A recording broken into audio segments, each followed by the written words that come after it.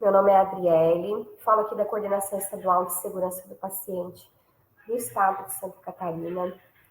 Hoje nós estamos realizando o nosso terceiro webinar do ano, então mensalmente a gente vem realizando esses encontros com os serviços de Santa Catarina, né?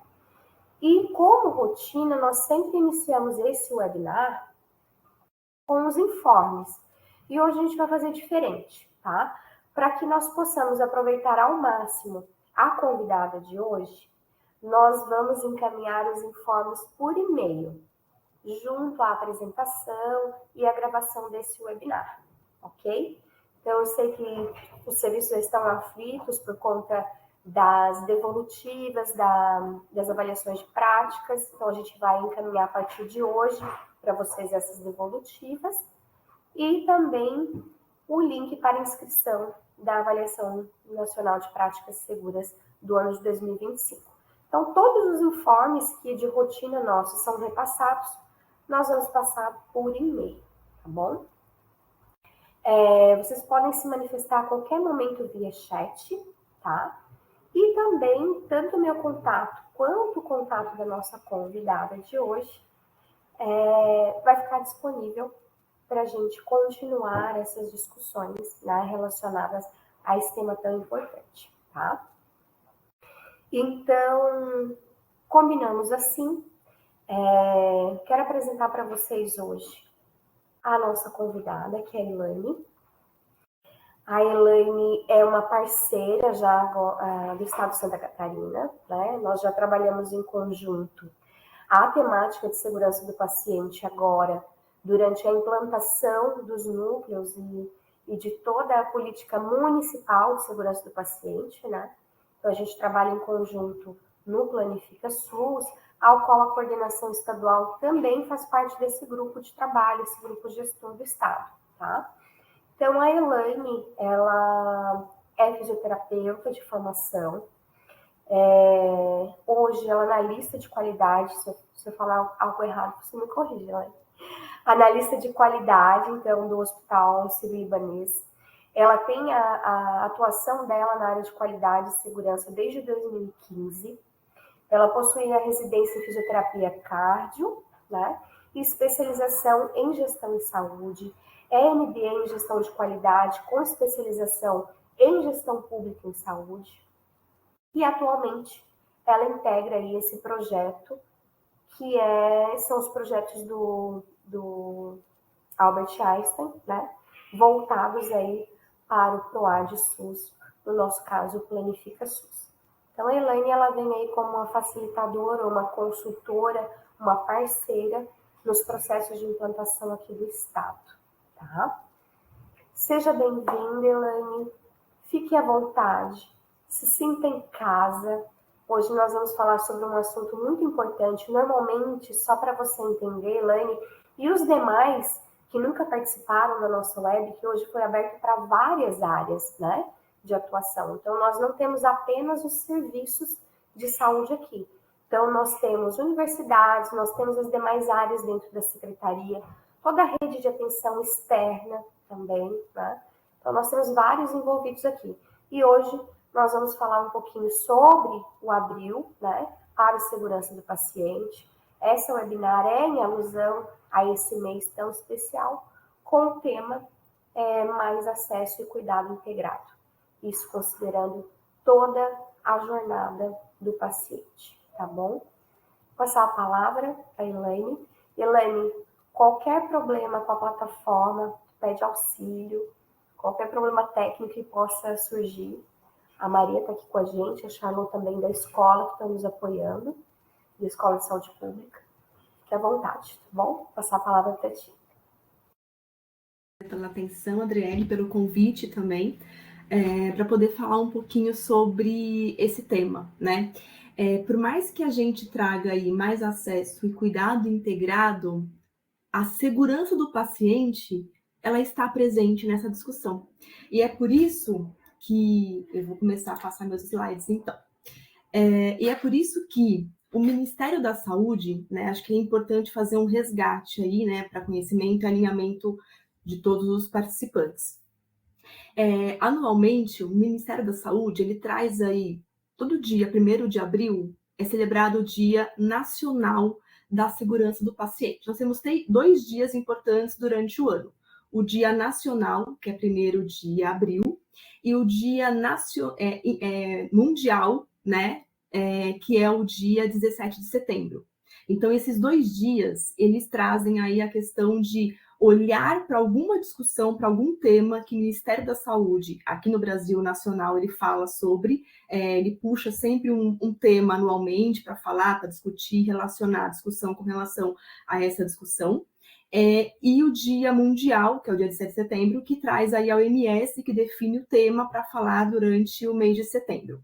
E aí, esse dia é celebrado para falar sobre, né, para trazer aí uma sensibilização dos profissionais de saúde, da população sobre a importância da segurança na assistência, né? E por que a população? Porque a gente precisa trazer a população também para próximo dessa discussão e não ficar apenas para profissional. O profissional decide, o profissional aplica, o profissional traz essa discussão todinha ali vinculada a essa discussão de qualidade, né, obviamente, e pelo paciente também. E eu preciso puxar a população para isso, preciso puxar a pessoa usuária, a pessoa que utiliza um serviço de saúde, seja público ou privado, para entender e participar da discussão também. Então, ele traz aqui essa reflexão com relação à sensibilização de profissionais e também da população. A segurança do paciente, ela é fundamental, né, para garantir aí a qualidade e a eficiência nos serviços de saúde, né? Então, ela é um pilar essencial para os serviços de saúde, né? E precisamos sempre, né, a todo momento, resgatar o nosso compromisso contínuo, né? O Ministério traz ali, com relação à atenção e à dedicação de todos os envolvidos no processo assistencial. E aí fica uma pergunta: assistencial é só as pessoas que estão na assistência? Então, é o médico, é o enfermeiro, é o físio, é a fono, é o dentista, é a terapeuta ocupacional, é a psicóloga? Não. São todos os envolvidos no processo, inclusive os indiretamente. Então, a equipe da higiene, que garante um serviço, um ambiente limpo, né, propício para fazer uma assistência, para dar uma assistência para aquele paciente, para um procedimento seguro, garantindo que aquele ambiente está higienizado, ela é parte também fundamental nesse processo. A equipe da segurança, a equipe da recepção, né, que também registra as informações, que é o primeiro contato ali quando o usuário chega no serviço de saúde para entender e identificar uma necessidade e direcionar esse usuário naquele serviço, também é importante ele identificar dados do paciente, então ele precisa estar presente nesse processo. Então, o compromisso contínuo não é apenas para quem executa a assistência, que está lá na mão na massa, é para todos os profissionais envolvidos, todos. Então, resgatando aí, né, até a própria fala da Adriele, o tema para esse ano que o Ministério traz é o tema Mais Acesso e Cuidado Integrado, trazendo aí como slogan qualidade em toda a jornada.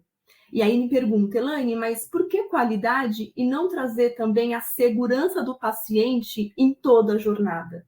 Porque a segurança do paciente, ela está intrínseca dentro da qualidade. Tanto é que o IHI, né, ele traz como um dos atributos da qualidade a segurança. Então, não causar dano ao paciente, à pessoa usuária, né? E o principal objetivo aí, né, para essa campanha, né, para esse tema desse ano, é falar sobre, melhorar e ampliar o acesso aos serviços de saúde, promovendo uma integração das redes de atenção à saúde. E aí fica uma pergunta que eu faço a todos vocês. Por que, em pleno 2025, o Ministério da Saúde ainda traz a discussão de mais acesso? Por que falar de mais acesso hoje em dia, né, nos dias atuais, nos serviços de saúde? A gente ainda tem serviços que não dão acesso ao paciente? Será que o paciente ainda tem uma dificuldade de acessar algum serviço de saúde? E aí eu trago alguns desafios e algumas respostas para esses meus questionamentos que eu fiz agora há pouco. Nós temos ainda um tempo de espera muito longo para atendimento nos serviços de saúde. Existem barreiras, e barreiras múltiplas, que são obstáculos geográficos, econômicos, culturais, de acessibilidade também, que dificulta o acesso da pessoa usuária ao serviço de saúde.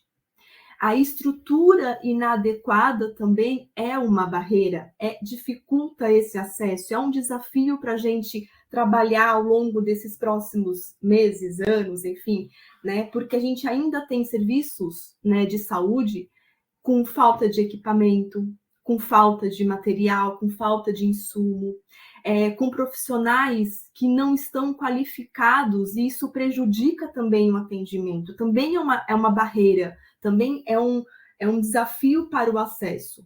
Quando eu penso que esses três pontos que eu trouxe aí, eles são dificultadores para o acesso do usuário a um serviço de saúde, eu tenho que pensar sempre nos possíveis danos que essas barreiras estão causando no usuário.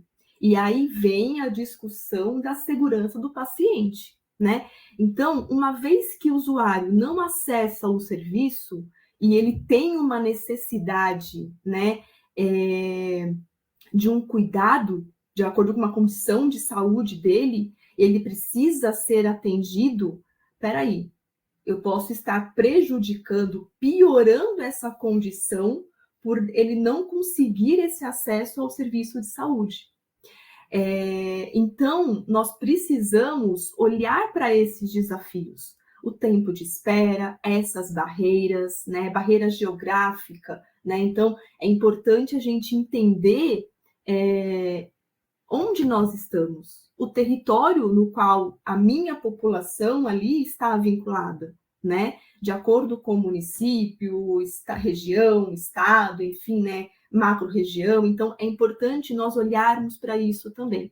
E aqui, para embasar, né, e reforçar a minha fala anterior, eu trago alguns dados, né? As referências estão abaixo aí das citações, enfim, dos dados, né? Então, mais de 200 dias de espera é o tempo médio para uma consulta com um especialista no SUS. Isso dependendo da região de saúde. 2 vezes mais desigualdade, né? De pessoas em situação de pobreza, elas têm mais chance, o dobro de chance, de não conseguir um atendimento. Aí você me pergunta, Elaine, mas qual a relação da pessoa não ter uma situação financeira, uma desigualdade social, por questão, né, de financeira, de econômica, de acessar um serviço? Talvez porque eu tenha um serviço que ele é tão longe da minha residência que eu não tenha dinheiro para acessar esse transporte e ir até esse serviço. Ou ele é tão contramão que eu tenho que pegar 2, 3 ônibus, né? Conduções, enfim, para poder acessar esse serviço, né? Então, isso também impacta. Ele é uma barreira, ele trava esse acesso desse usuário ao serviço de saúde. Quando eu trago, né, com relação à estrutura inadequada, tem aí, né, o PEMAC, em 2022, tem uns dados referentes a estruturas dos serviços de saúde. E eu trago aqui da atenção básica, né, das UBSs. No Brasil, 50% das UBSs estão com estruturas inadequadas, que aí considera a questão de equipamentos, que eu tenho falta de equipamento básico, na atenção primária, e problemas estruturais, né? Então, a gente tem essas questões e esse cenário hoje para falar com relação ao acesso. E aí, o próximo ponto do tema nacional, do Dia Nacional, é cuidado integrado. Aí me pergunta, Elaine, nós temos dificuldade hoje em cuidado integrado? Será que o usuário ele se perde nessa rede, nesse serviço de atenção primária, especializada, hospitalar, enfim? Sim, porque se a gente ainda tem uma dificuldade, né, de acesso, eu ainda vou ter um cuidado integrado que ele não acontece de forma integrada. Por quê? Nós temos alguns desafios ainda no Brasil. Primeiro desafio, um sistema fragmentado. Enquanto os serviços eles trabalharem de forma isolada, o cuidado ele vai ser fragmentado. Atenção primária, cuida, eu tenho alguma complicação na minha condição de saúde, eu vou na UPA. Passei pela UPA, a atenção primária nem sabe que eu passei.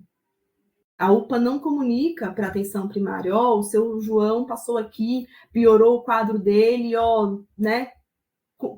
Cuidado, comunicação. Que aí vem o segundo ponto que eu trago, falhas na comunicação. Né? Então, as informações clínicas, elas não são compartilhadas entre os diferentes pontos de atenção.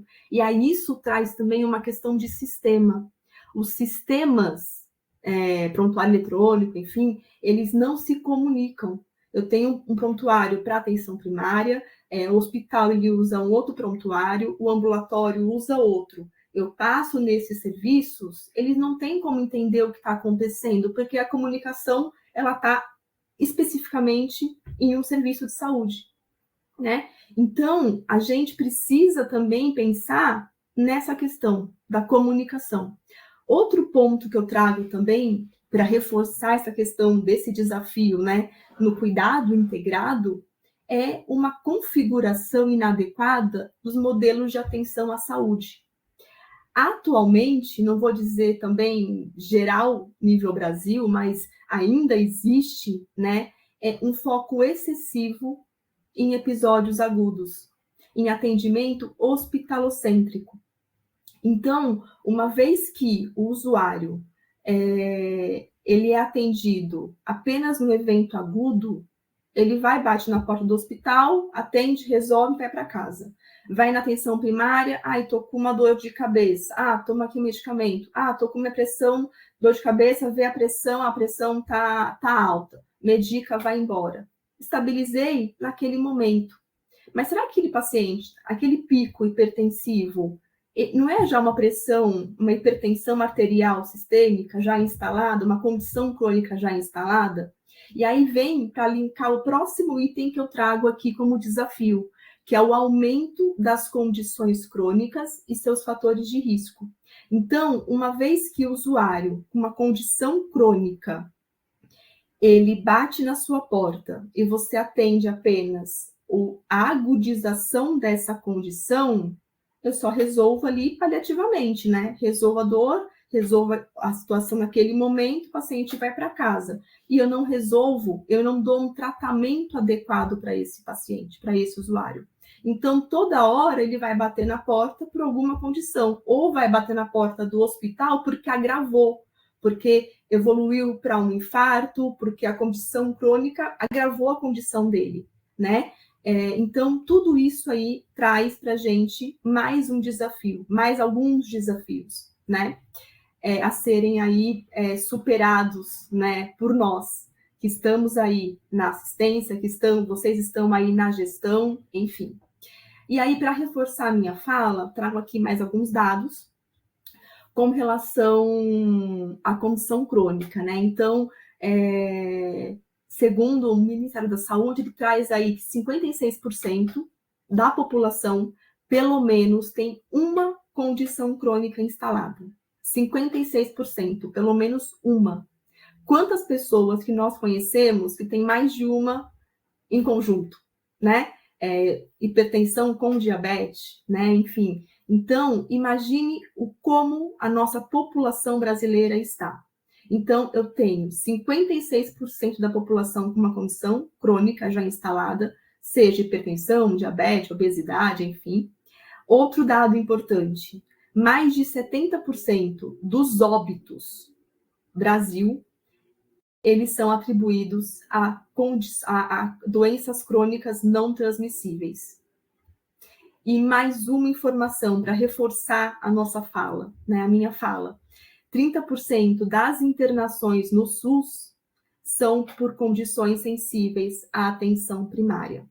Então, uma vez que eu interno no hospital e aquela condição ela poderia ser resolvida na atenção primária, é sinal de que ou a atenção primária, o paciente bate e não tem acesso e volta para casa, não resolve, e aí complica, eu preciso ir para o hospital, ou eu não estou nem conseguindo chegar na atenção primária para resolver. Então, vem essas questões aí para a gente poder refletir, para a gente poder entender qual que é o nosso cenário hoje. Né? Nós temos aí, então, a questão de uma falha aí no acesso, uma dificuldade de acesso da população ao serviço, à assistência, e uma população que está envelhecendo, que está evoluindo aí com condições crônicas, o aumento da condição crônica, né? Então, tudo isso está favorecendo a um agravamento aí no nosso sistema de saúde. Um dia a gente não vai chegar, a gente vai acabar explodindo aí o sistema de saúde, porque a gente não vai conseguir abarcar tudo isso. Criar serviços, criar, construir hospital, criar não sei o que lá, e mesmo assim não vamos dar conta. E aí, por conta disso, o próprio Ministério, no documento lá no site dele, traz aquele objetivo principal, que é melhorar e fortalecer, né, aprimorar ali, ampliar o acesso e promover o cuidado integrado. Ele traz, além disso, 4 objetivos específicos, né, para que a gente, olhando para esses objetivos específicos, a gente alcance o nosso objetivo principal. Então, os objetivos específicos que ele traz aí, né, para alcançar esse cuidado, esse acesso mais ampliado e um cuidado integrado, e sempre, logicamente, olhando para a segurança do paciente, é por meio de garantir acesso ao cuidado, aprimorar a integração do cuidado, fortalecer a qualidade e a segurança do paciente e incorporar tecnologias. Né? Essas 4 frentes, aí, esses 4 eixos, são os objetivos, né, específicos que o Ministério traz para essa campanha, para esse ano. E aí eu vou trazer, vou abordando aí cada um deles. Inicialmente, para a gente trabalhar a questão de garantir um acesso ao cuidado e aprimorar a integração, a gente precisa olhar para essas barreiras, olhar para processos para reduzir essas filas de espera e ampliar a cobertura em áreas vulneráveis para garantia do atendimento. Com relação a aprimorar a integração do cuidado, eu preciso estabelecer fluxos coordenados entre os diferentes pontos de atenção e implementando diretriz clínica compartilhada, uma vez que eu tenho uma diretriz clínica única, independente do ponto de atenção, o usuário vai ser atendido de forma continuada, certo? E aí, como solução para a gente melhorar, né, essa falta de integração, esse sistema fragmentado, né, essas barreiras de acesso, nós precisamos olhar para quê? Para as redes de atenção à saúde. Aqui eu trago como fonte a própria portaria 4279 de 2010, né? E também o nosso referencial, né? Não poderia deixar de não falar do nosso referencial teórico, que é o professor Eugênio, né? Que traz aí a discussão da planificação, né? Da atenção à saúde, que é uma metodologia para organizar os processos de trabalho, né? E para trabalhar essa rede de atenção à saúde, né, de instituir uma rede, de trabalhar essa rede, de organizar essa rede. Então, quando a gente fala em rede de atenção à saúde, eu preciso pensar em integração, né? A portaria 4279, ela fala da integração, ela fala da importância de se estabelecer diretrizes para articular esses serviços de saúde, né, para ter essa comunicação em todos os níveis de atenção. Ela fala da continuidade, de promover uma atenção contínua e integral. Eu preciso olhar o usuário de forma longitudinal e integral, né? trazendo aí os atributos da atenção primária, né? Integralidade, longitudinalidade. Então, a gente precisa olhar para isso também. E independente do ponto de atenção, né? De forma rede. E ele traz também a qualidade, ele faz até uma definição nessa portaria da qualidade, né? Que ele sempre tem que, nós precisamos visar aí, né, a eficiência e a efetividade do cuidado, com foco em resultados mensuráveis para a população. E aí, na portaria, ele traz aí também 3 pontos, né, que são os elementos constituintes da rede, que ele traz aí 3 elementos: a população, a estrutura operacional da rede e o modelo de atenção à saúde. Então, uma vez que eu conheço a minha população, que está vinculada ao meu território, se eu cadastro essa população, se eu identifico as condições de saúde, né, as subpopulações por condição de saúde, é um hipertenso, é um diabético, é um idoso, é uma gestante, né? Se eu identifico essa condição, e um ponto importante também, além de conhecer a pessoa, eu preciso conhecer a família que compõe aquele domicílio. E aí eu preciso identificar a vulnerabilidade dessa família. Por quê? Porque a gente não falou que uma das barreiras é a barreira econômica? Então, eu preciso identificar essas barreiras também no meu território. Barreiras geográficas, físicas, de questão de território mesmo, eu tenho um rio que passa aqui e que a população não consegue ir para o UBS lá porque tem um rio que, né, atravessa aqui. Então, é uma barreira geográfica. E com relação à barreira econômica, eu também preciso olhar para isso. E quando eu identifico a vulnerabilidade, né, eu estratifico a vulnerabilidade daquela família, eu consigo pensar em algumas ações também, até mesmo apoiar, ativando a minha rede intersetorial e pensando em programas do governo, né, que apoiem questão financeira, enfim, né, aporte financeiro para apoiar essa população, essa família. Então, quando eu conheço essa população que bate na porta desses serviços de saúde, já é um ponto importante para mim. O outro elemento que a portaria traz, e que o próprio professor Eugênio também sempre referencia, porque vou mostrar para vocês o desenho dele, né, da rede, é com relação à estrutura operacional da rede. A rede, ela é composta pela atenção primária, e eu preciso destacar aqui o papel dela, que é um papel de coordenar o cuidado. Então, por mais que o usuário ele saia da atenção primária, ele precise de um cuidado compartilhado com outro ponto de atenção, porque as tecnologias entre atenção primária, secundária e terciária são diferentes, né?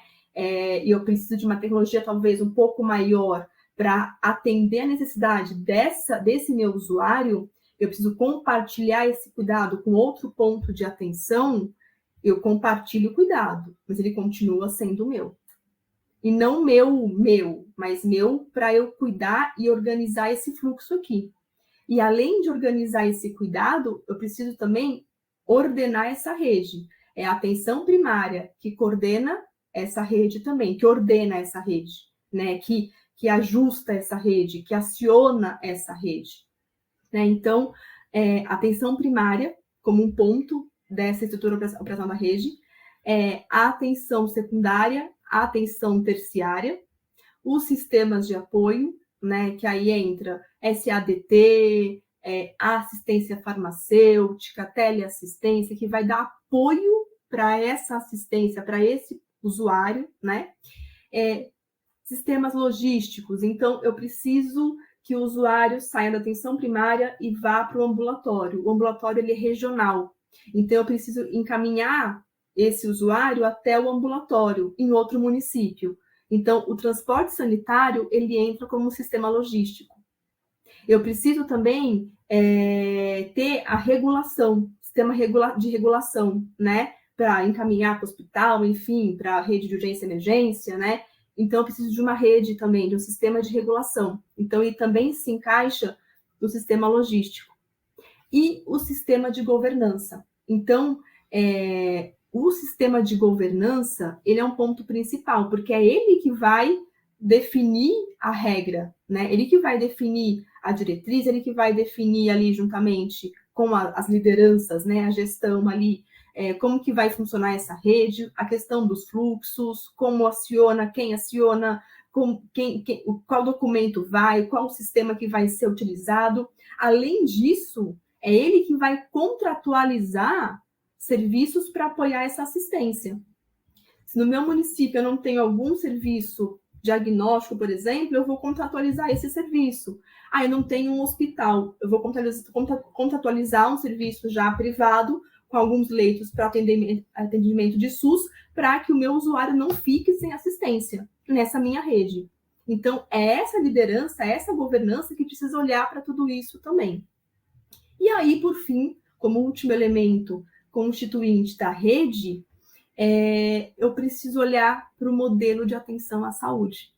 Então, eu preciso olhar, basicamente, para 2 modelos. O modelo de atenção às condições crônicas, porque eu preciso, e cada vez mais a população, ela aumenta, né? Tem aí um aumento das condições crônicas, eu preciso olhar para isso, e eu preciso também olhar para a atenção aos eventos agudos, né? Evento agudo, primeiramente, é importante a gente alinhar também aqui algumas coisas. Condição crônica, uma vez que o usuário, que eu identifico esse usuário como uma condição crônica, que eu estratifico o risco dessa condição crônica, se ele é baixo, médio, alto, muito alto risco, né? E eu compartilho esse cuidado de acordo com essa rede, de acordo com a necessidade desse usuário, e eu estabilizo esse usuário com condição crônica, a chance dele ir para uma unidade, para bater na porta, por uma demanda espontânea, devido a um evento agudo, é muito menor. Ele está estável, ele está com tratamento adequado.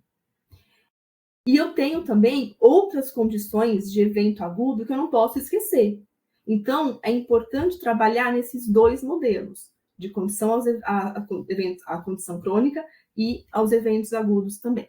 Né? Então, olhar para esses 2 modelos e organizar esses serviços para atendimento a esses 2 modelos.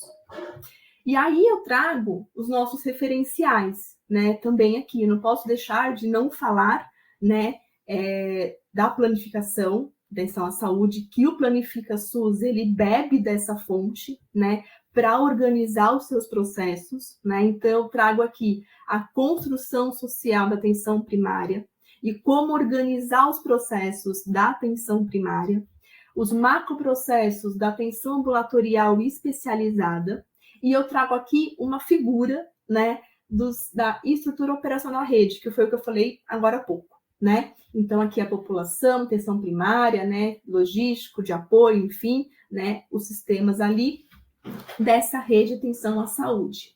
E por que eu trago isso? O Planifica SUS, ele fala muito, né, nós atuamos aí, né, em 2 pontos de atenção, inicialmente, né, a atenção primária e a ambulatorial especializada.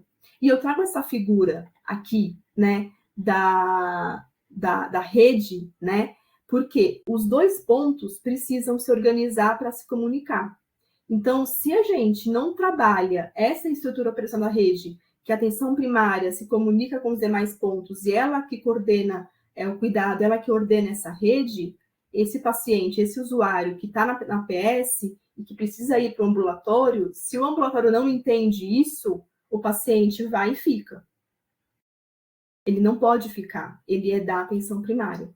Então, a gente trabalha, né, olhando aí para os macroprocessos da APS e atenção ambulatorial especializada, que são 5. Da gestão assistencial, de pesquisa, supervisional e educacional. Esses são os macroprocessos da atenção ambulatorial especializada. Da atenção primária, são 9. Não vou falar um por um aqui, né? Mas é importante destacar que para essa casa se manter firme, né, e segura, nós temos aqui a base dela, que são os macroprocessos básicos, e nesses macroprocessos, tudo que eu falei anteriormente, ele encaixa aqui.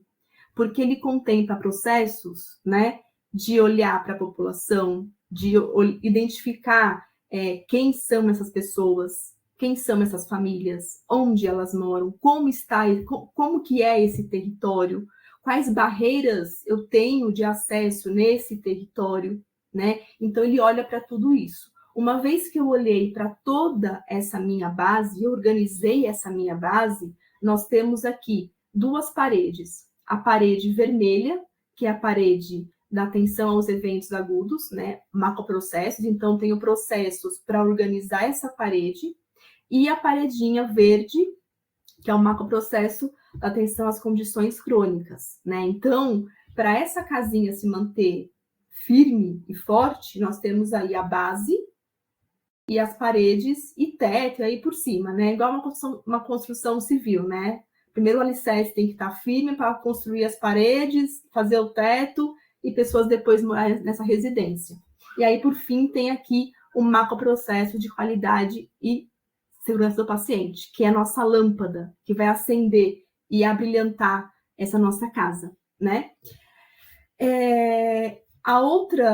Outro objetivo que o Ministério traz aí para organizar, né, e para atender ali o seu objetivo principal é fortalecer a qualidade e a segurança do paciente, né? Então, pensar em implementar práticas, né, baseado em evidências sempre, para que a gente consiga minimizar as falhas, né, minimizar os riscos, ou mitigar esses riscos, né, para que a gente consiga prevenir falhas na assistência.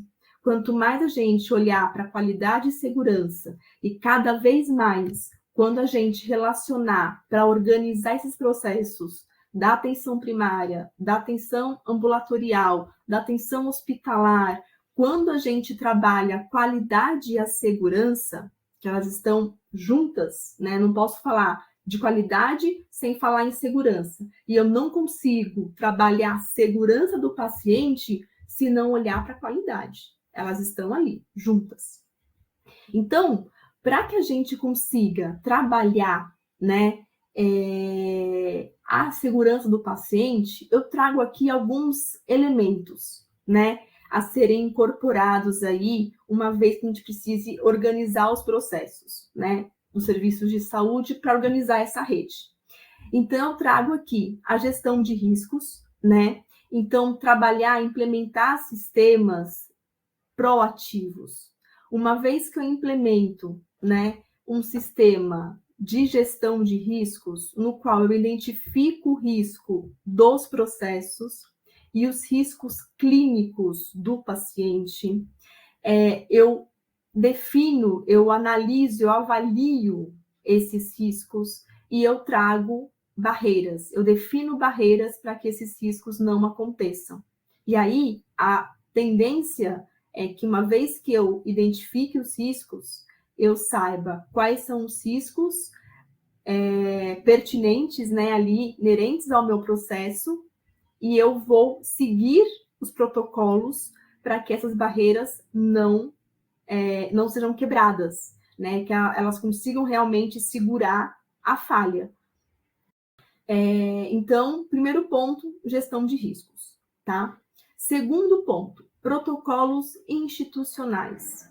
Nós precisamos fortalecer cada vez mais a implementação de protocolos baseados em evidências.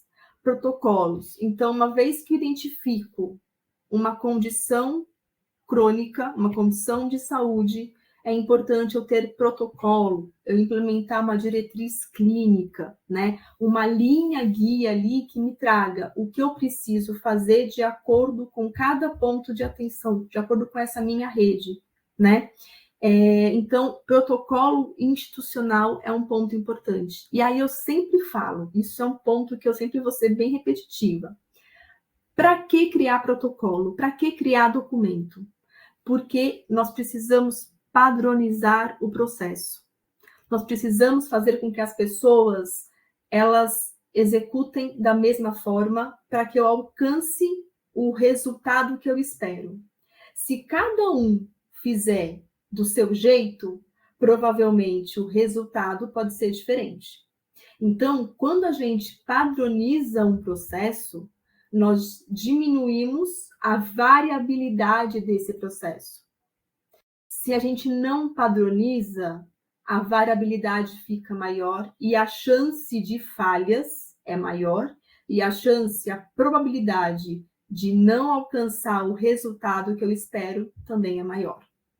Então, a importância de se implantar, sim, protocolos institucionais. O outro ponto é a educação permanente.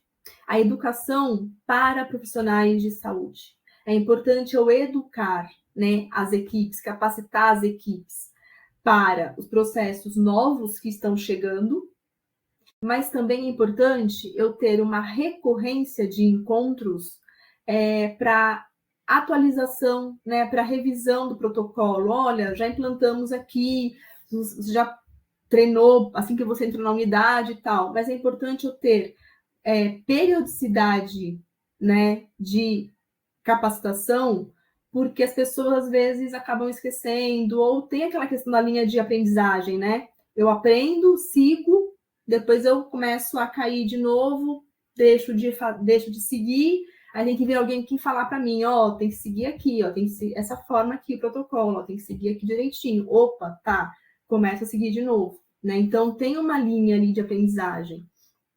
Então é importante a gente sempre seguir isso. Uma recomendação que a Anvisa traz, que são os protocolos básicos, aquela avaliação, né, anual das práticas de segurança, que o pessoal preenche, os hospitais preenchem, é que eles precisam minimamente registrar as 6 metas internacionais 2 vezes por semestre. Não, cada semestre. Então, eu preciso evidenciar que as equipes foram capacitadas pelas 6 metas nos 2 semestres por ano. Então, eu preciso ter essa linha de aprendizagem. Então, capacitei no começo do ano, capacito depois de 6 meses, segundo semestre. É evidência. Por quê? Nós precisamos fazer com que as equipes entendam que esse processo tem que ser recorrente. E um plano de educação permanente, um plano de capacitação é importantíssimo. Eu preciso trazer processos que já acontecem e processos novos. Sempre. Cultura de segurança. Cultura de segurança, falar de cultura de segurança não é fácil, porque eu não consigo implementar uma cultura de segurança do dia para a noite. Ela é um trabalho de formiguinha. Por quê? Porque para que eu crie um ambiente, né,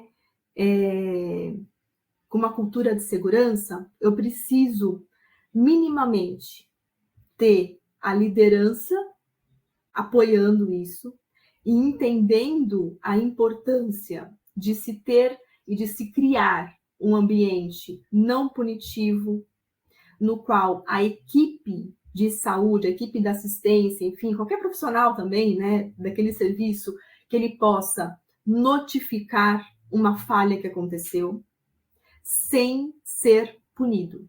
Então, o ambiente não punitivo é um ambiente com uma segurança psicológica.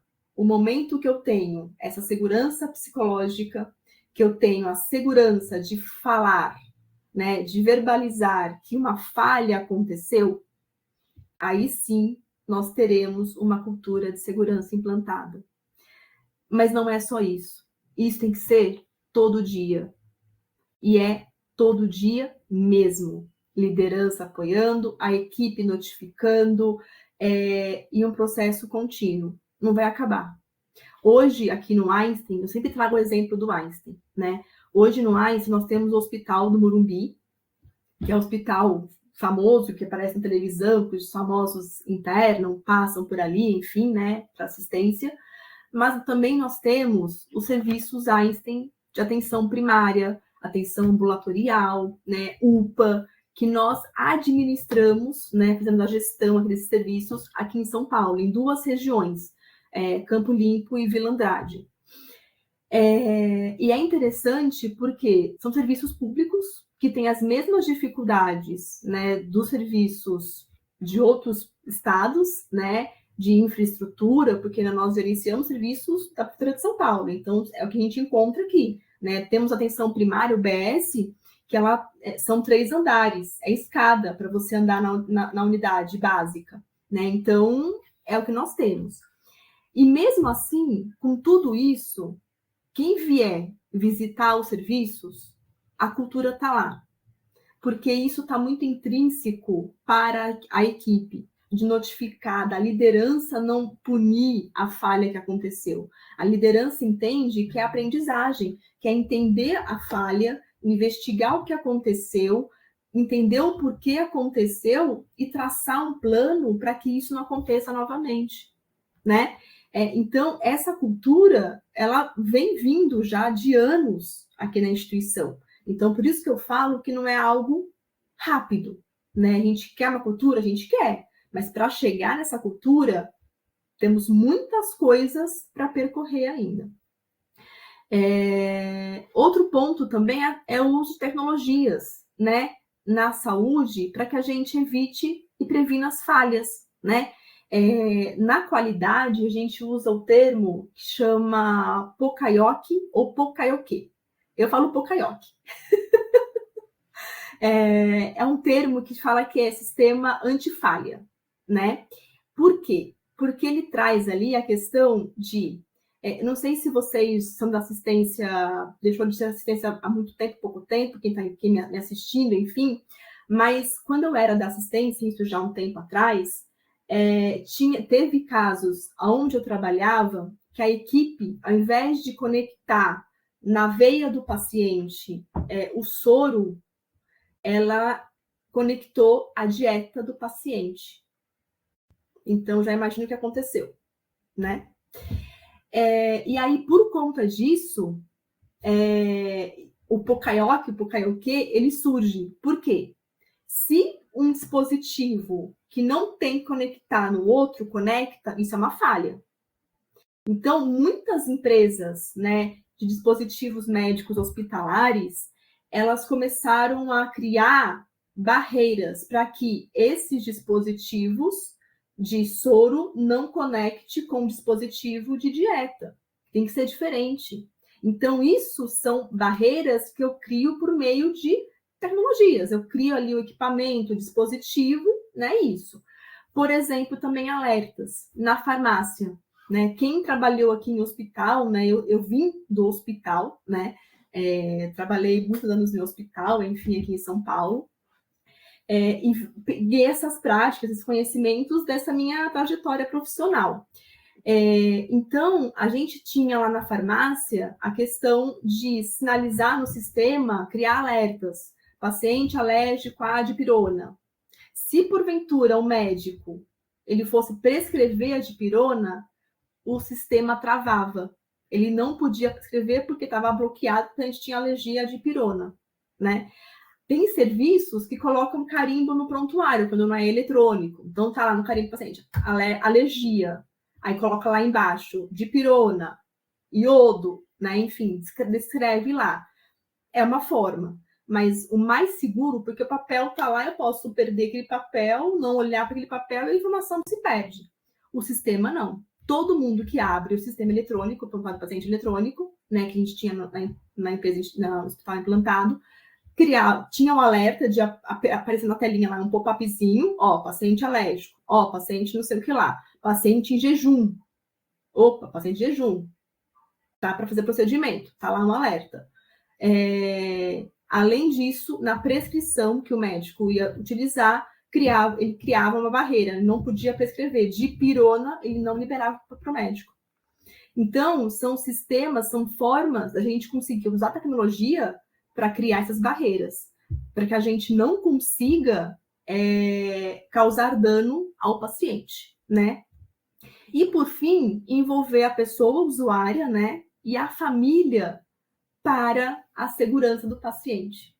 Então, eu sempre falo, né? A gente tem aí uma discussão muito grande, até eu estava numa reunião com o Estado essa semana, que a pessoa de um município, ela comentou comigo, Elaine, é muito engraçado, não é engraçado, é difícil a gente poder conversar, porque na atenção primária, a gente sempre identifica, assim, as pessoas têm vínculo com a gente, né? Eu sou a enfermeira daquele serviço, eu estou lá há muitos anos, eu conheço a pessoa, eu conheço o pai dela, a mãe dela, talvez pessoas mais antigas, né, no serviço, conhece até, pegou a criança quando era pequena, recém-nascida na UBS, lá que a mãe levou para fazer atendimento. Então, tem um vínculo. Eu conheço a Adriele, já de anos, ela é a minha paciente aqui na UBS, que a gente, conheço a filha dela, né? Então, assim, tem esse vínculo. E aí a pessoa falou, Elaine, mas é difícil quando a gente vai perguntar para a pessoa verbalizar para a gente os dados dela, para confirmar que ela é ela mesma, né? Para garantir o cuidado seguro. Ela fala, poxa, mas você me conhece? Por que você está me perguntando isso? Aí eu falei, perfeito. Envolver a pessoa para a segurança é isso. É fazer com que ela não questione, que ela entenda a importância dela, pessoa, né? Confirmar os dados para você, por mais que você conheça ela, mas é importante, isso está intrínseco. Por quê? Ela está hoje na atenção primária. E se a mãe ela vai para um hospital que ninguém conhece ela? E ninguém pergunta? Então, é importante ela falar, peraí, o pessoal aqui fez comigo? Peraí, que legal. É importante para mim isso. E é importante eu entender que quando eu for para outro serviço, for fazer um exame, for no laboratório, tem que perguntar também, né? Quando eu, Elaine, né? Isso é verdade. Quando eu vou para um serviço de saúde, que eu vou fazer exames, eu gosto de ir anualmente fazer um check-up aí, né? E tudo mais. Até tô dando óculos agora. Enfim, e aí eu vou fazer meu check-up e tal. Se eu fui fazer um exame, a profissional, ela, ao invés de perguntar para a Elaine verbalizar os dados, e eu com a pulseirinha no braço, para fazer o exame. E aí ela falou assim, você é a Elaine e tal, não sei o que, nascimento tal. Aí eu falei assim, sim. Tá certo? Não tá. Deveria? Ela me pergunta, Elaine, aí eu levanto, vou até ela, por favor, confirme seus dados para mim. Aí eu vou falar, ela vai pegar minha pulseirinha e vai olhar. Não ela verbalizar. Porque de repente eu não estou ouvindo muito bem, ela me chamou, eu levantei, tinha que fazer um exame mesmo, Tava ali esperando e fui. Não tá certo. Então é importante envolver o paciente, né? Envolver o paciente. Na hora do meu exame, eu falei, não vou deixar passar, obviamente. Mas posso ver, por favor, o tubinho do exame, né, a etiquetinha lá que ela colocou antes de coletar. Tá aqui, beleza. Então, sou eu mesmo. Eu garanto meu processo, né? Eu tô ali para garantir. Se o profissional não garantiu, eu tô aqui para poder falar. E é importante isso. E é importante, na assistência ainda, trabalhava no hospital ainda, o paciente falava, o fulano veio aqui na unidade para me atender e não chegou minha pulseirinha para medicar. Isso é importante. Ele precisa, e hoje em dia, o paciente não é mais paciente. Precisamos entender, ele precisa entender o processo, ele precisa entender e fazer parte disso tudo. Contribuir para isso também, porque ele é a pessoa que vivencia, que participa desse processo. Já pensou que legal o paciente se envolver e também falar para a gente, olha, passei pelo serviço tal e não foi legal tal coisa? A gente, como gestão, tem que falar, não, puta, que chato, né? Veio falar mal do serviço? Não, pô, que legal. O que foi mesmo? Você identificou isso, legal. Vamos levar, então, para a discussão de reunião aqui da equipe, vamos falar sobre isso.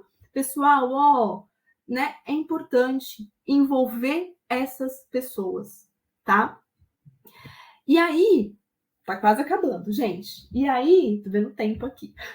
E aí, para reforçar tudo isso, e quando eu falo em protocolo institucional, eu também estou citando os protocolos básicos que o Ministério traz lá por meio de 2 portarias, lá em 2013, né? Que são as metas internacionais, que foram criadas desde 2004, lá pela OMS, juntamente com a Joint Commission, para falar sobre, né? Lembrando que as metas internacionais foram criadas por meio de dados de que as principais falhas que aconteciam no serviço de saúde, principalmente atenção hospitalar, era decorrente disso aqui, Então, paciente que não era identificado corretamente, falha de comunicação entre as equipes e até mesmo entre paciente e profissional, falha de medicação, né? Então, eu trago aqui para vocês poder reforçar ainda mais essa discussão com relação às metas internacionais. E o documento do Ministério da Saúde que fala sobre o Dia Nacional deste ano, mais acesso e cuidado integrado, ele traz as metas como uma das formas de se trabalhar a discussão aí sobre segurança do paciente. Então, é importantíssimo a gente olhar para isso e implantar e implementar nos serviços de saúde. Então, meta 1, identificação correta.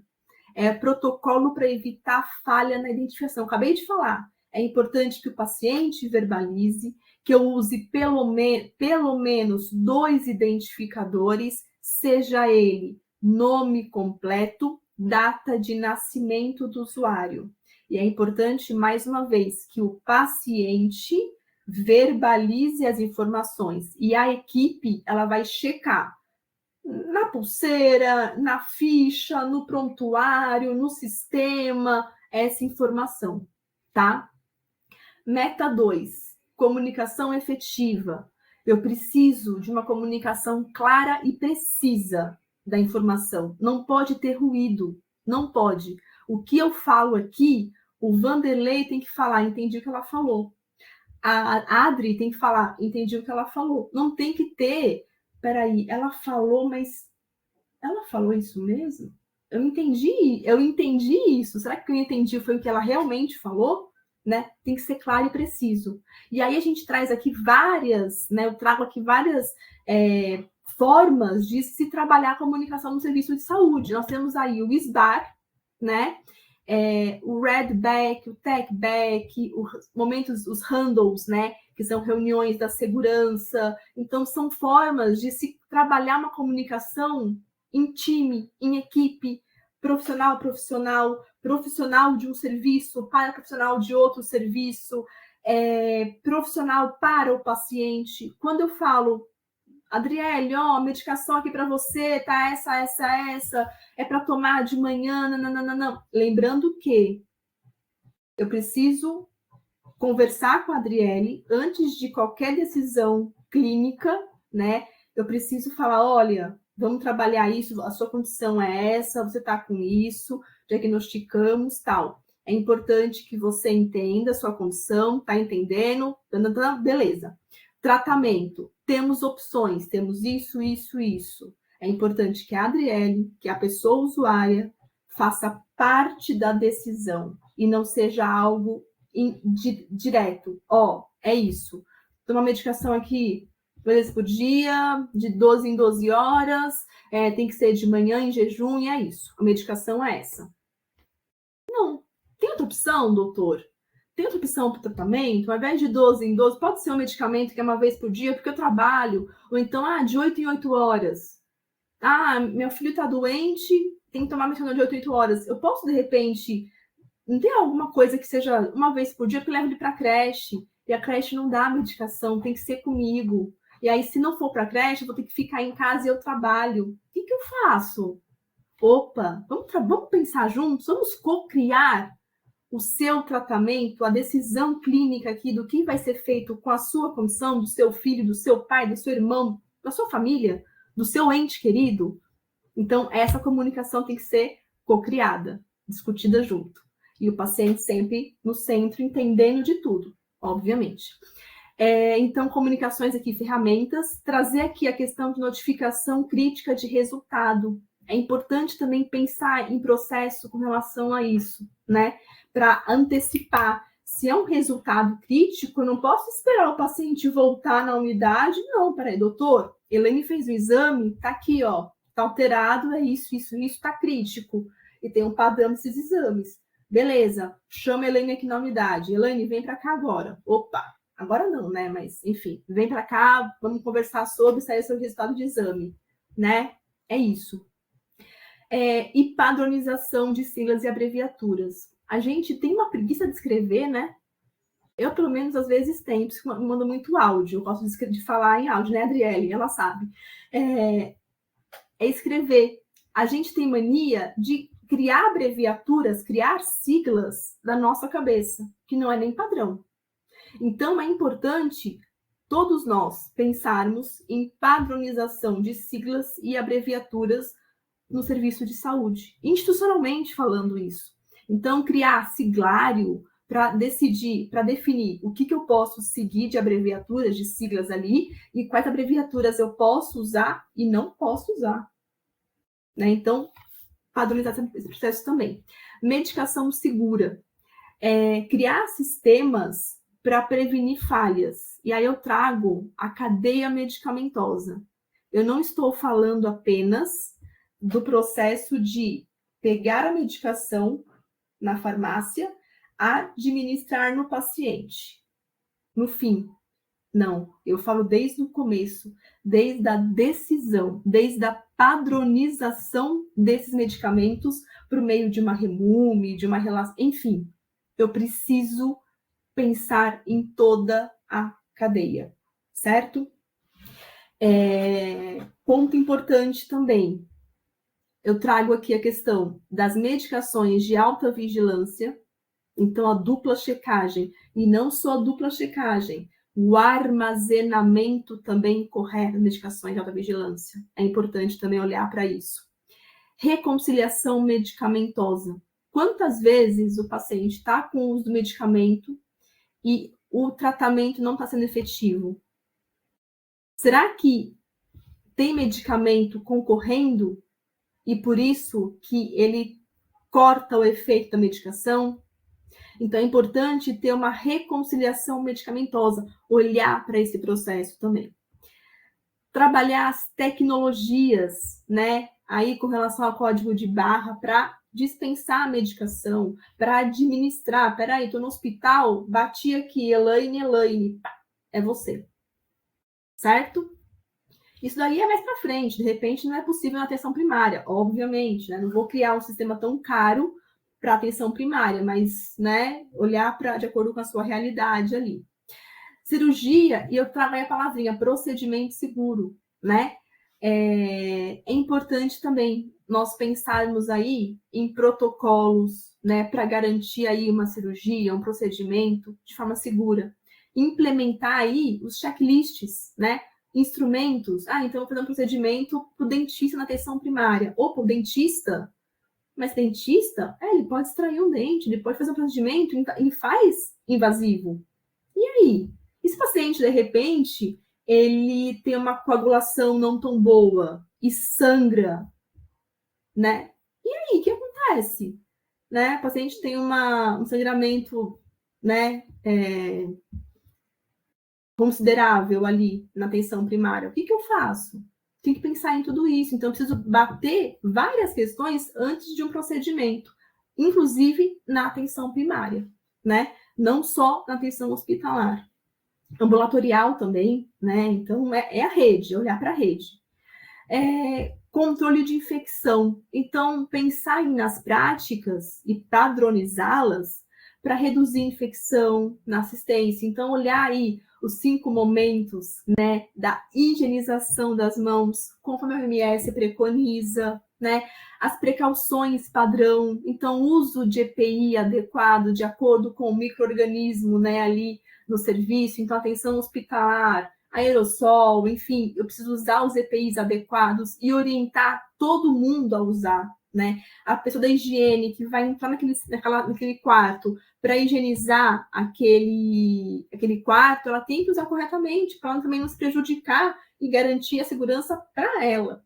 Eu sempre falo, quando eu vou trazer momentos aqui com os times, enfim, eu falo, a segurança é do paciente, mas também é do profissional que atende esse paciente, e nós precisamos também olhar para o ambiente no qual nós estamos inseridos. Então, eu preciso olhar para essas 3 vertentes sempre que eu falo em segurança do paciente, tá? E aí, por fim, a prevenção de quedas, lesão por pressão. Então, implementar protocolos para olhar para os riscos de queda e lesão por pressão aos usuários, inclusive também na atenção primária, tá? Para finalizar a minha fala, então, eu trago aqui o último, né, objetivo específico do Dia Nacional, né, que traz aí o Ministério da Saúde, com relação a incorporar tecnologias. Então, para que a gente consiga também garantir um acesso mais fácil, porque talvez a barreira geográfica eu não consiga transpor essa barreira, porque é geográfica, né? Eu preciso pensar em estratégias. E aí a tecnologia, a inovação em saúde vem para ajudar nesse processo, para poder integrar essa rede, melhorar os desafios de comunicação de um sistema fragmentado. Então, o prontuário eletrônico ele vem para realmente ajudar a gente a fazer isso, né? Que um prontuário eletrônico que consiga se comunicar com toda a rede, porque aí eu consigo olhar o cuidado que o profissional da atenção primária definiu para esse paciente. De repente, já pediu um exame aqui e eu, como especialista, não preciso pedir de novo. É uma duplicidade de exame, é colocar o paciente, talvez, em risco durante o exame. Porque, de repente, é um exame com radiação, enfim, radioativo, que eu vou expor ele a esse risco sem necessidade, porque ele já fez, e fez há pouco tempo, tá vigente ali aquele exame, né? Então, por que eu vou pedir de novo? Né? Então, é importante essa comunicação no protocolo eletrônico para que eu consiga olhar para essa rede e esse cuidado do paciente integral. Teleassistência. A equipe de saúde está chegando e especialistas estão chegando onde o paciente não poderia chegar. Então, eu consigo trazer ali essa assistência, essa consulta remota para as áreas distantes, que o paciente não poderia estar presente numa consulta, de repente com um especialista, enfim. E aí, o sistema de informação, né? Trazer os sistemas de informação, dados compartilhados para a decisão clínica, para a decisão de gestão, né? Entender qual o perfil epidemiológico que eu tenho no meu território, qual a predominância, o que eu preciso fazer, trabalhar, pensar em protocolos, enfim, para garantir um cuidado seguro e com qualidade. É isso. Falei bastante, mas amo falar, então eu estou aqui no tempo só olhando, mas deu certo. Então, aí, para poder fechar a minha fala, juntos, e juntos mesmo, podemos construir um sistema de saúde mais acessível, humanizado e seguro para todos. É isso. Eu vou parar de compartilhar aqui. Elaine, muitíssimo obrigada pela tua participação hoje. Eu acredito que não é possível que todos consigam se expressar nesse momento, mas eu quero falar em nome de todos aqui presentes que tua fala hoje foi muito importante, né? Tu conseguiu trazer a tua vivência, dados, né, estatísticos, tu conseguiu trazer conhecimento.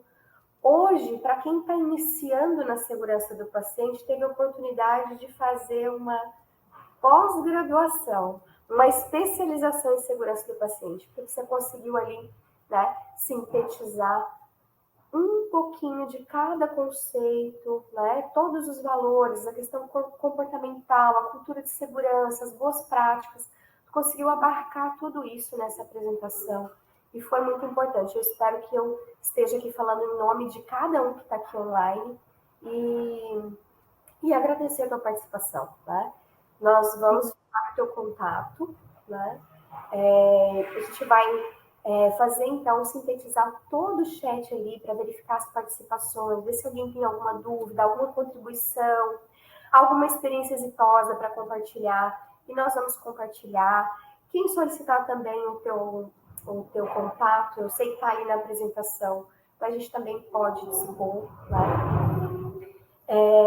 Eu queria só em complemento, eu fiz algumas anotações quando estava falando, estava com a cabeça baixa, fazendo algumas anotações, e lembrar do Sistema Nacional de Saúde Suplementar, né? Porque hoje nós estamos aqui em várias instituições, vários parceiros, né? vários pontos dessa rede. Então, a gente está falando de rede hoje, né? E a gente quer garantir mais acesso e cuidado integrado em toda a rede.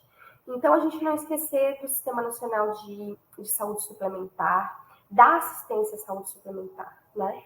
Então, tudo isso que você falou e destrinchou ali o SUS, a gente tem que trazer também para suplementar, né? Nós temos aqui operadoras, prestadores de serviços. Então, assim, pessoal, sintam-se, né, partes integrantes, né, dessa discussão hoje. Infelizmente, a gente não vai conseguir abrir uma discussão, porque a gente vai ultrapassar nosso horário, que seria 11h30. Mas já agradeci, Elaine, eu quero agradecer a cada um que disponibilizou seu tempo e está aqui conosco hoje para a gente refletir sobre um assunto tão importante, né? Nós temos vários estados aqui, nós temos São Paulo, Minas Gerais, Mato Grosso. Então, assim, estou bem feliz. A participação dos representantes da ouvidoria do SUS, isso é muito importante, né? Um dos nossos braços aí para a participação, o engajamento dos pacientes, a questão dos direitos dos pacientes. Eu quero agradecer ao pessoal da ouvidoria do SUS, né? Todos os convidados. A gente chegou próximo a 200 participantes, contando com o YouTube. Então, assim, estou muito feliz com a tua participação, a participação de cada serviço aqui. E eu preparei um texto para a gente finalizar esse encontro de hoje, e foi o primeiro de vários, né?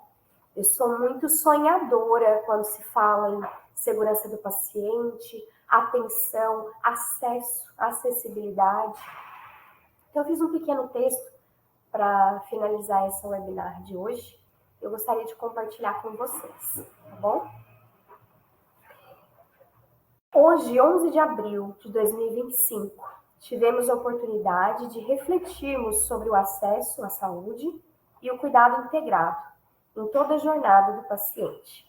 Independente do nível de atenção, vocação e complexidade de cada serviço aqui presente, estamos juntos, estamos em rede de atenção à saúde. Esse encontro não é apenas um webinar mensal. Esse encontro reforça o compromisso que cada serviço aqui representado, cada parceiro, cada pesquisador, cada profissional tem de promover ações para um cuidado de qualidade, um acesso justo à saúde e uma assistência segura e livre de danos. Sabemos que os desafios são grandes, que os sistemas de saúde são frágeis e que muitas das vezes a pauta segurança do paciente não é priorizada como deveria ou respeitada em sua transversalidade. Mas também entendemos que o problema não é o problema. O problema é como nos posicionamos em relação ao problema.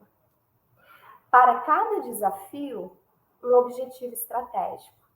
Para cada obstáculo, coragem. Para cada erro, uma oportunidade de melhoria. Para cada fracasso, um novo caminho. Somos agentes transformadores e uma decisão muda tudo. Que o encontro de hoje não seja apenas uma agenda paralela entre as áreas aqui representadas em alusão ao abril pela segurança do paciente, e sim um marco na segurança do paciente em todo o estado de Santa Catarina e no Brasil. E que possamos, a partir dele, conhecer, compreender a realidade de cada parte que compõe a rede de assistência à saúde. E que possamos, em unidade, desenvolver ações para a garantia de acesso e sistemas de saúde mais seguros para os cidadãos. Então, eu encerro essa webinar de hoje com muita gratidão, né? E deixo essas palavras como um momento de reflexão. Hoje não foi um webinar técnico de discutir protocolos clínicos, mas foi um momento de reflexão, né? O que nós estamos construindo para o nosso futuro em segurança do paciente, sabendo que o futuro é muito incerto, né? Nós temos toda a questão da tecnologia em evolução, Nós temos, em contrapartida, evolução de micro-organismos. Então, nós não sabemos o que o futuro nos espera, mas nós temos que estar preparados para não sermos surpreendidos, né? E segurança do paciente é responsabilidade compartilhada, tá bom? Eu deixo um abraço para todos vocês. Não sei se a Elaine quer se despedir também, já aproveitar o momento de despedida. Quero sim, Dri. Primeiramente, agradecer mais uma vez pelo convite, né, que você me fez. Amo falar sobre isso, estou à disposição para os próximos momentos aí também, junto com o Estado. Fiquei muito feliz com o convite, poder falar aqui para várias pessoas sobre esse tema, reforçando aí o compromisso que nós temos, primeiramente eu, Elaine, pessoa, né, com o meu propósito de vida aí, e a instituição que eu estou aqui representando, que é a instituição, né, do Hospital Israelita Albert Einstein, que tem esse propósito também, né, de olhar para essa discussão, de falar sobre, de engajar as equipes, né, enfim. Então, eu fico muito feliz com o convite mais uma vez, agradeço mais uma vez pelo convite, e fico à disposição para os próximos momentos aí, e quem quiser também, está aqui meu contato, podem me acionar para tirar dúvidas, para conversar, para discutir também sobre isso, propor melhorias também, trazer reflexões, acho que isso é muito importante também, né? Conversar, discutir sobre. Obrigada mais uma vez. Obrigada, Elaine. Com certeza. Será convidada para as próximas. E eu não poderia deixar aqui nosso último agradecimento enquanto coordenação para a Escola de Saúde Pública, né? Que esse encontro só aconteceu por todo o apoio tecnológico, né? Por todo o suporte que a escola nos proporcionou. Então, na pessoa da Maria Divânia, da Charlot, quero agradecer o apoio, né? Sem vocês, esse momento não seria possível. Pessoal, todo o material será encaminhado, então, via e-mail. Terminamos dentro do prazo, 11h21. Agradeço a vocês, desejo um excelente fim de semana a todos. Até a próxima. Tchau, tchau.